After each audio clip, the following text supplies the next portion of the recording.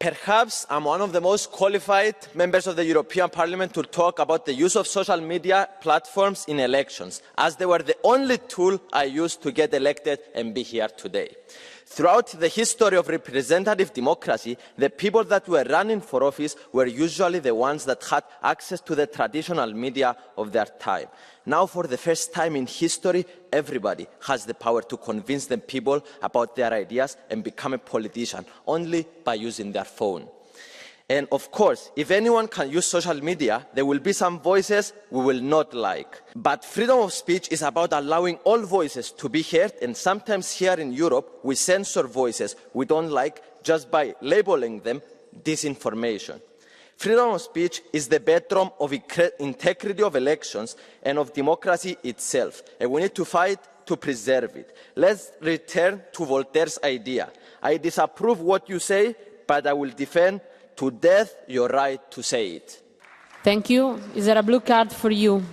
So thank you, Fidias. I have a couple of questions because, as you said, you have a lot of experience in this field. The first one is, do you really believe the quality of politics has improved with all these extreme things? I mean, the videos you make, they need to have a hook, they need to be somehow engaging, but it feels like they're also often quite limiting and simplistic. And when I listen to what the colleagues, Mrs. Disinformation here, has been saying, I have heard that von der Leyen is blackmailing politicians, that she has ordered somehow the courts in Romania to act a certain way, that we smell like sulfide, I don't know where that came from, that the LGBTQI community has been weaponized. I mean, these all, that we are in an Orwell state, and this seems to be disinformation. So how would you improve the quality of information on social media? Thank you. By the way, thank you. It's my first blue card. I'm very excited to answer it. Yes, social media, I think, like every evolution, it takes some adaptation. So we need to adapt to the new current system. So, and this is what I'm doing, adapting to the new system. But I think, yes, there is some problems, but we need to find different tools. Labeling everything as disinformation, it's not going to, where do you draw the line on disinformation and truth? Because a lot of the times in the past, like it was, we assumed something is disinformation, it was wrong. But maybe some new techniques of AI advancements and all this stuff to use on social media to, in a way, explore all the content and label something as wrong, in a way, but not to be able not to say something. But thank you. I love you all. It's another blue card for you. You didn't get a blue card until now, and now you get two at the same time. So, because it's about social media, and you very well, I think you do it well. You know, you convince people, and nothing is wrong about that.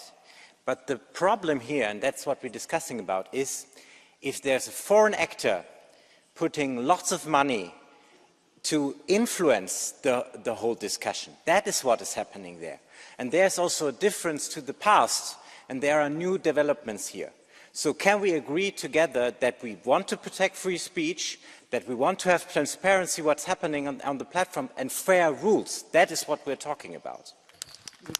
Well, we agree on this, first of all, but also Mr. Stefanuța said before about in the polls, it was not showing the president of Romania. Also the polls, 1 week before my elections, were showing me 2%, and I received 20% of the votes. So the new methods that we have doing polls and all this stuff is kind of in the old-fashioned way, and it doesn't represent the current state of also social media. So I think democracy needs to evolve to the new state of this online social media. Yeah.